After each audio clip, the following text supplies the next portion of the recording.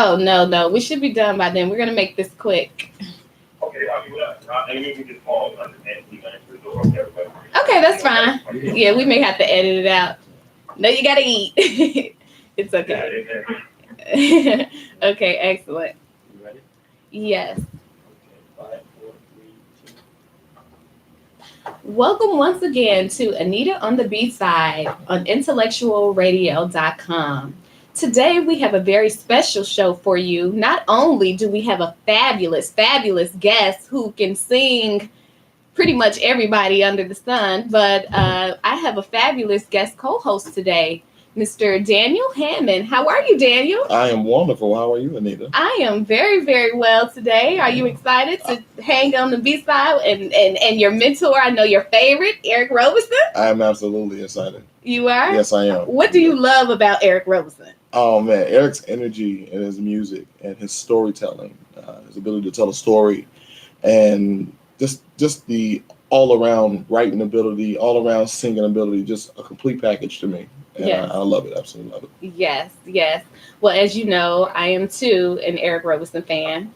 As you know, he will be performing tonight in Chicago, and I'm sure you're ecstatic about that. I will be there. Have you seen him perform? I have. I was there when he was here, and he first released the Music Fan First album. I got one of the first copies of it. Oh, did you? Yeah. Oh, you should bring it tonight. Oh, he signed it? He signed it, yeah. Oh, awesome. Okay, now I'm jealous. Look, I'm jealous. Like look, where's my copy? Wait a minute. Okay, excellent. Well, without further ado, ladies and gentlemen, the one and only Eric Roberson. Eric, welcome to the B-Side. Thank you for having me. What a great question. Oh, awesome. Oh, thank you very much. We appreciate you. Glad to have you. Yeah. So how is Chicago treating you so far? Chicago treating me great. We did an early Chicago morning show. Like to be lying what it was. We were here. We did Milwaukee last night. We did an early show this morning. So yeah, I've been enjoying Chicago. So Chicago's always great. And a lot of friends out here. So I look forward to seeing everybody. Excellent. Now, let me just say, I was at your show the last time you were here. I do believe it was January, if my memory serves me correctly.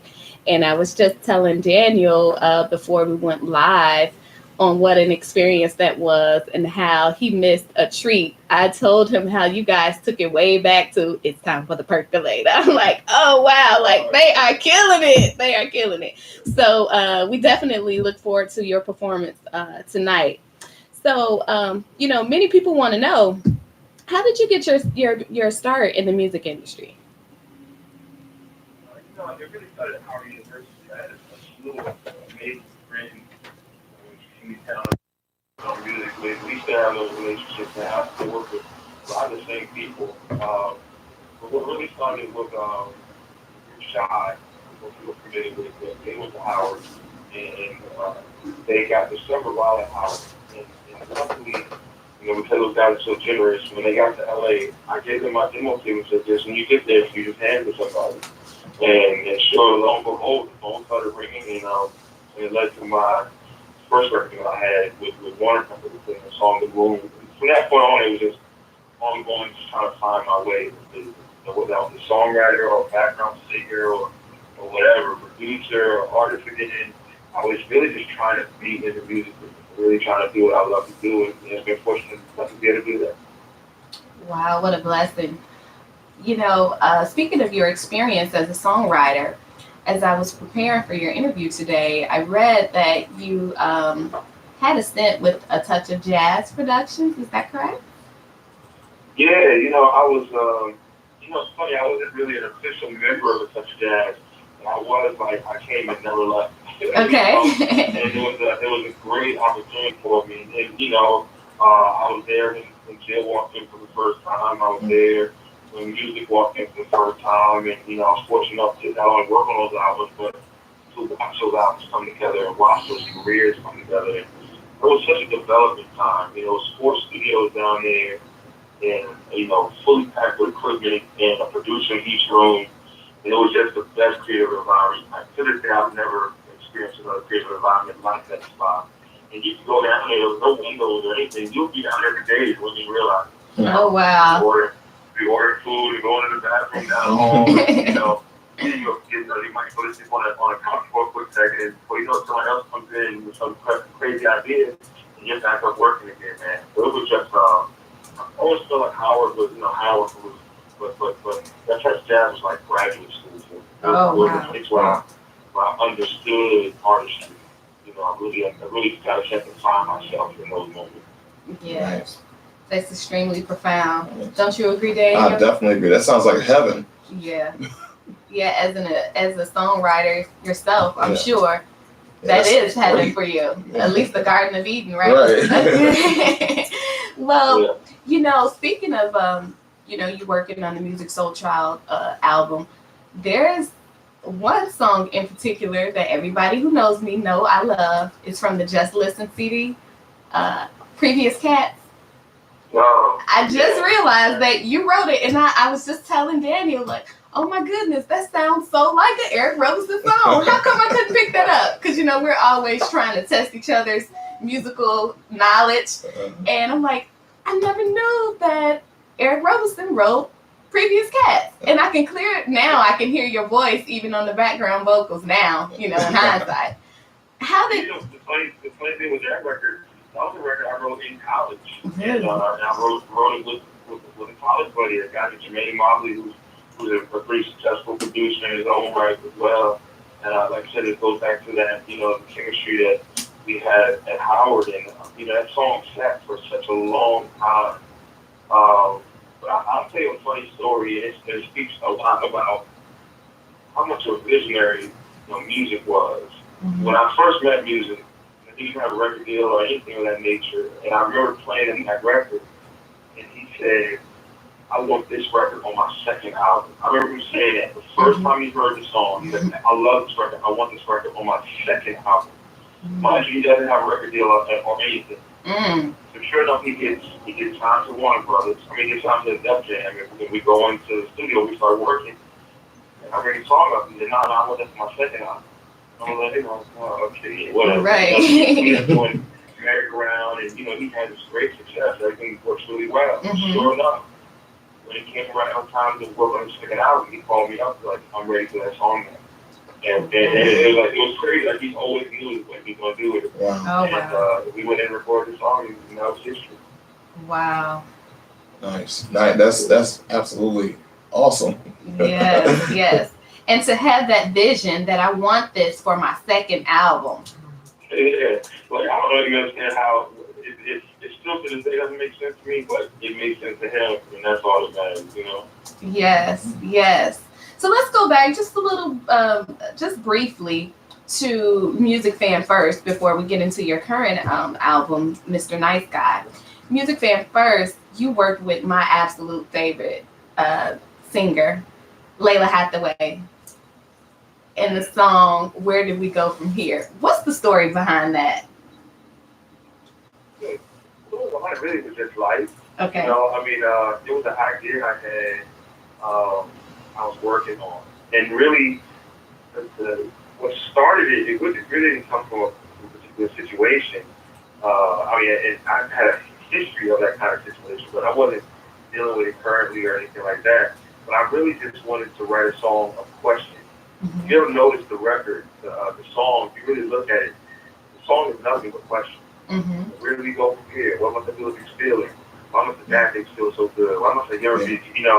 And there's times when we're that way. We're so frustrated with a situation where we'll sit there and we'll just drill ourselves. Mm-hmm. Why am I doing this? Why am I here? And then being such a huge Layla Hathaway fan. Tell me about it. How crazy that I can call her a friend now. That just baffles me. And we were doing a tour together for a Black women tribute tour. And I remember just telling her while we were sitting around, I said, I have this song I really can hear you on, and it just speaks volumes about just how amazing she is. She was like, hey, send it to me. And I told her it was that simple. Are you serious? I laid down a little dummy idea and sent it to her. She was in California, I was in New Jersey, and she sent it back perfect. Literally, she sent it back just perfect. And that's the way it got done. Yeah, she has that type of talent and that voice, that instrument, that gift that she has. Yeah. You know, she's also a visionary, a lot like music is. Yeah, absolutely. Yes, and I mean it could be hereditary. I mean, when you're the daughter of Donny Hathaway, right. it's like that always helps. Absolutely. Her voice is so similar to his. It is. Yeah, scary. It is. I was a female singer, but those low tones, man, it is scary. Oh, isn't it? Yeah. It's like sick, Right.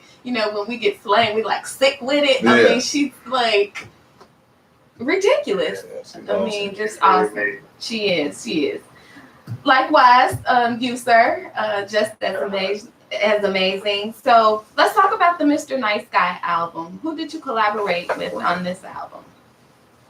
This album was so funny because I wasn't really intending on making a record. I was expecting my first son, and I was coming off the road. And, while I was coming off the road and having nothing to do, I started recording. I'm always hearing little sounds in my head and stuff like that, so I'm always tweaking on something. And so it really was whoever was around, So Jean from Jeanne, who's a good friend of ours, her and her husband, she would come out of the studio. I was with her on my boy Fonte. We're talking and sharing music all the time, so it made sense that, he and I were doing a song together. Brother named Hezekiah, good friend of mine from Philadelphia, amazing producer and MC and singer.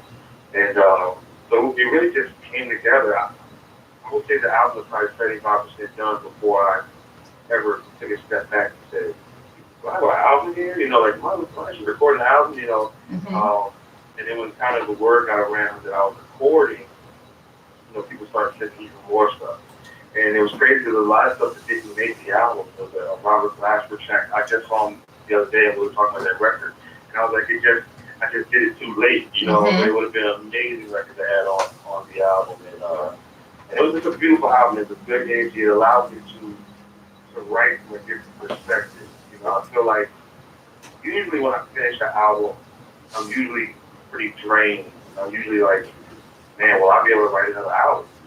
You naturally, will ask yourself that. But this album, I felt like I opened up another creative door. So I was excited about writing again. I'm like, man, I can't wait to start on the next album. And I can't imagine what I'm going to actually start saying next time, So I'm excited. I'm really excited about what this album, started for. Absolutely. Hey, Eric, I got a question for you. When I first heard the Mr. Nice Guy album, I noticed that you also did collaborations with Kahari Lemuel and Yao, who are very good friends of mine here in Chicago, and also Renee Dion did backup vocals on one of the songs. Who I went to college with. When you talk about your college days and talk about all the friends you had in college, me and Renee went to Columbia together. We spent a lot of time together doing music and singing. And when I saw that those three people were on the album, it made me feel real good because I saw my friends doing things with my favorite artists, three people who are good friends of mine who I love their music. To see them doing something with you made me feel proud of them, and I actually called each one of them after I bought the album and congratulated them. Let me ask you, how was it working with those three individuals? Well, first of all, it's a blessing to always work with upcoming talent like that, and one of the goals is to try to spread the word. Just as much as there's somebody such as yourself who knows them, has a connection. I love the fact that someone goes, look, who was that? And go check out more research. A lot of my following comes from, people hearing me sing background on previous cats. We're going, who's that on background vocals? And that started a whole fan base as well. So, always trying to bring exposure to them. And I've watched them in their careers. I've performed with them or they've opened for me. I see them on the road. And I watched Renee's growth. She's such an amazing artist, and I'm excited about what's about to happen for her. She's where awesome. She can go. She's a good person. Great person. Which speaks volumes in a whole nother level. Yeah, I'll say you can't, just because you're a great artist or a great singer, doesn't make you a good person. that's right. You can't always guarantee that. And I love the fact that people that I work with, man, they're genuinely just beautiful people on the inside, man. And you know, Kahari and Gal, what you would know is Gal was one of my background singers. Yes. Throughout my travels of many shows in Chicago, when I was building my following in Chicago, was coming here constantly. Gal was basically in background for me for years, and I'm always so appreciative of that. But the one amazing thing about that record is that's the first record in all of my career, in every album I've ever done, that I didn't write a song. I didn't write even one line of that song. Wow. And that speaks volumes to how much I really appreciate Gal with the heart. You know what I mean? I'm constantly, I took off one of my songs to add that song. You know what I mean? It's a great song. Because it was just that good. Yeah. You know, you have those songs where you almost wish you wrote it. Right. Oh, I have you have a couple of those songs that I wish I wrote. Like you and everybody else. Yeah, I'm here like, man, that song. We should be searching for records that make us say, man, I wish I wrote that. Mm-hmm. That was beautiful, you know. Mm-hmm. And I'm constantly chasing that. Great. So let's flip the script a little bit, a segment that we do where we talk about something either personal or something that your listening audience may not know about you. So let me just first say Happy Father's Day. Obviously, it was just there. And for those of you who aren't aware, Eric is a brand new father again. How is it? Yeah, well, my next son is due in a month. Oh, okay. Well, he's coming. So how do you balance with you nurturing a booming music career? How do you find that balance for family time? Is it a constant struggle, or do you are you very conscious about saying no matter what's going on, I have to get this time in, or I have to spend time with my family? You just have to prioritize, and you know what? It makes its own room. You know, I'm honored and fortunate opportunity to be a father. You know what I'm saying? And it's just as big a accomplishment to me as any song I've written or any tour or awards that I've gotten. You know, it's a great opportunity, and it's a lot of work. I mean, it's such a beautiful award, but you got to balance it. Mm-hmm. It's not even an option. You know, I have to be there. You know, I love the fact that no matter how late I get home from a show or whatever, I'm up at the crack of dawn making breakfast for my son, and giving him a bath and sharing music with him and watching him, grow. And I'm excited about the next one. And a lot of times, I bring my son with me. He's been to London and been to LA a few times. When I went to the Grammys, he came with me and stuff. So, I love it, man. I look forward to them being my little road dog. Oh, absolutely. Absolutely. Yeah, but it's a great thing, man, and I take a lot of pride in it. And you just make it work. You gotta find the time to do it. Absolutely. Do you know what you're having? We're having another boy. Another boy. Congrats. Another boy. We have two boys. Two boys under the age of 2, as crazy as that sounds. So. Oh, wow. Yeah. Wow. It'll be fun. Great. So do you ever experience writer's block where it's just, you want to write something and the words just don't come? Well, I'm glad you asked that. I'm actually doing a songwriter's workshop on the 25th of this month online.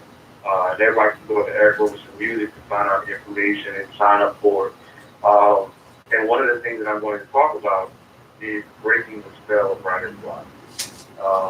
And in my opinion, a lot of songwriting for me is really getting out of the way of yourself.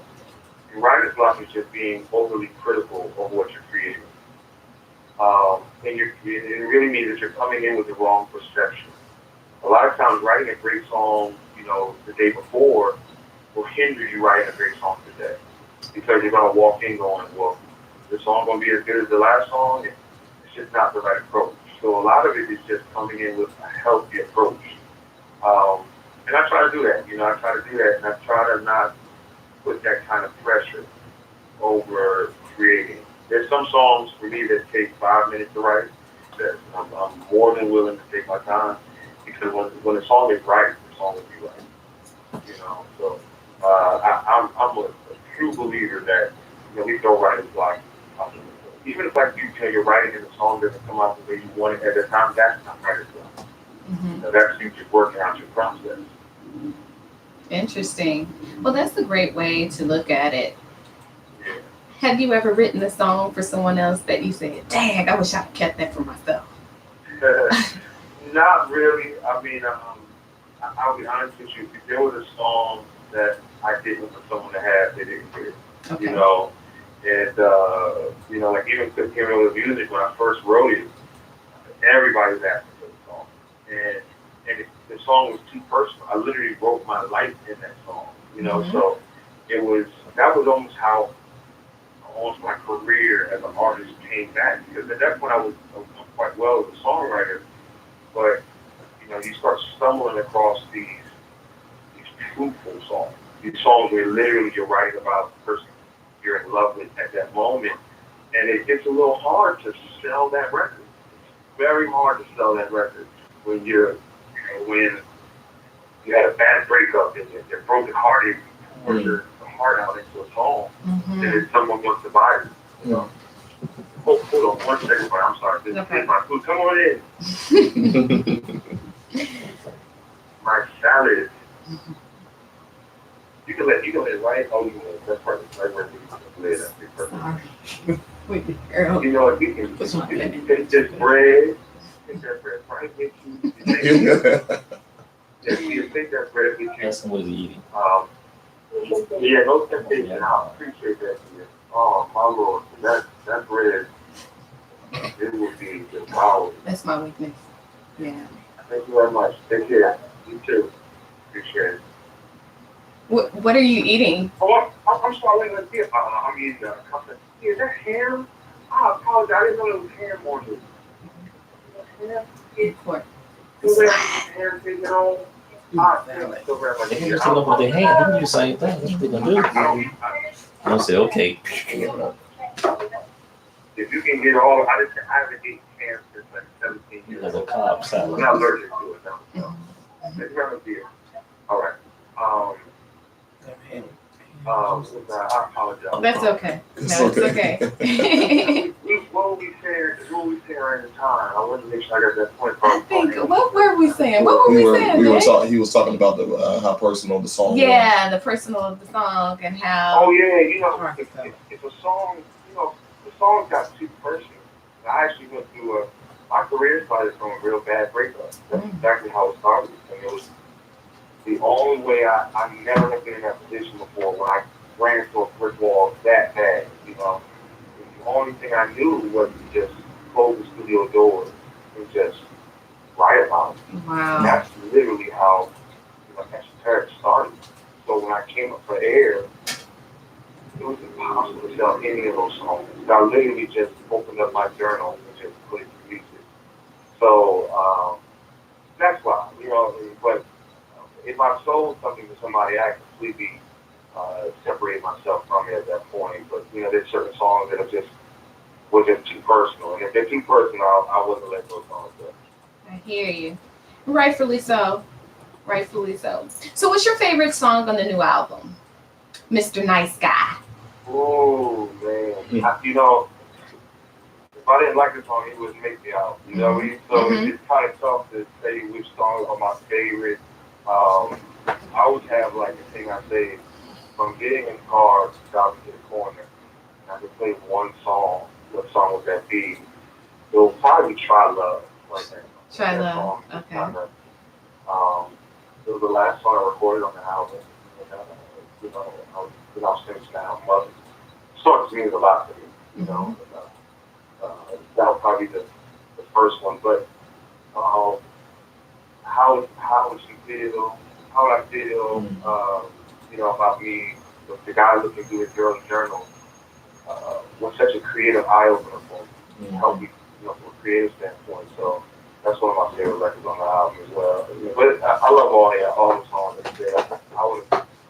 Any song that I was a little skeptical on, it didn't make the album. And I recorded a lot before the album, but of course, we just put it on.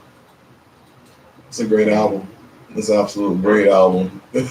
Yes, off the chain, as we say, but they all are. Yeah, all of them are. Yeah. I mean, it speaks volume when you already have an incredible artist with an incredible record, then they put out another incredible record, and you're like, wow, I didn't think they can get any better. And then it's like, wow, this new record, like Eric killed this one. So, I mean, I just don't understand. I hope they continue that too. Yeah. We can continue. God willing. God willing, I'm sure you will. So before we let you go, I know you have to prepare for your performance later on. Many of us are already familiar with your incredible instrument, your voice. But for those who aren't, I'm just gonna introduce you to those listeners. Can you just give them a little taste of something? Can you sing a little bit of something? What was I going to sing? Anything you want. Can I make a request? Daniel. Thank you. Look, we're trying to be gracious. Magician. Magician. Oh, he got name a song. That you never sing on. Let me see if I can remember this one. There you go. What my soundtrack? Well, that might need some time to figure my songs. Go with it. Thank you so very much. I so appreciate that. Thank you. Yeah. Man, how do you just go? Let's think for a second. Myself class, I make people shit. They think disappear, I don't see. Illusions in college, they're simplicity. Cutting people in half, it's not so much food. And she was you. You let me to show. My little secret, I made things go. I was reluctant to show her, still I applied. Now at my show, she sees what I hide. My favorite song of the album. Woo. Oh, yeah. Wow. Eric, I performed that song at my last show. Wow. I did. I really did. I would love to see that. I'm pretty sure it's on YouTube. Or either that, it's on my computer. I did record it on video. But I perform a lot of your music. Yeah. Let me just say, Daniel is such a huge Eric Roberson fan. He is definitely a student who studies your craft, and he's like, sis, I had to get in the studio today. And I'm like, you know what? I'm not even mad because I know how much you love Eric. Come on in, sit in with us. So I appreciate that. I appreciate you putting in there. It's all about good energy, man. That's something that we always lean toward, man. So I appreciate you having in there and also in as well. Absolutely. So thank you once again, Eric. Much success to you. And just let everyone know how they can stay in tune with the latest on Eric Roberson. I know that we can go to www.ericrobersonmusic.com. What about your Twitter? Do you have a Facebook? And then, of course, all the social medias. You can go to I am Eric Roberson, Twitter. I believe my Facebook page is under Eric Roberson as well. Just Eric Roberson. Come holler at me, man. I'm on there all the time. So, come on there, we'll debate points and argue about different things or whatever. So, I love the art of talking about music. Absolutely. Awesome. Well, thank you once again for hanging out with us on Anita on the B-side on IntellectualRadio.com. Much success on your wonderful music career, and congrats on the new baby once again. Thank you very much. I appreciate it. I'm talking to you guys. Excellent. So, Eric, before we leave, can I get you to do one drop for me? Sure. Okay. So, you can just, as long as your name and Anita on the B-side on Intellectual Radio, so you can say anything from, hey, this is Eric Roberson, and you're listening to Anita on the B-side on IntellectualRadio.com, or you can jazz it up however way you want. Gotcha. So let's make this. I got Anita on the B-side on Intellectual Radio. .com. Excellent. Perfect. .com. Gotcha. Yeah. IntellectualRadio.com. Got it. Let me know when you're ready. I'm ready. Hey, what's up, y'all? This is Eric Roberson. Of course, I'm sitting back relaxing. I am checking out Anita. Oh, I'm gonna be sorry. I gotta. Okay, go ahead. IntellectualRadio.com. Okay. Hey, what's up, y'all? This is Eric Roberson. And when I'm sitting back wanting to hear some amazing music, I'm checking out Anita on the B-side on IntellectualRadio.com. Excellent. Thank you. We'll see you tonight. All right. Enjoy your salad. Okay, bye. Great interview. Would you like I it? want him to sing though. You want to hear Daniel sing? Okay, great. So let me ask you this, Earl. I know we're gonna have to do some editing with everything with Eric eating and all that. And should Daniel and I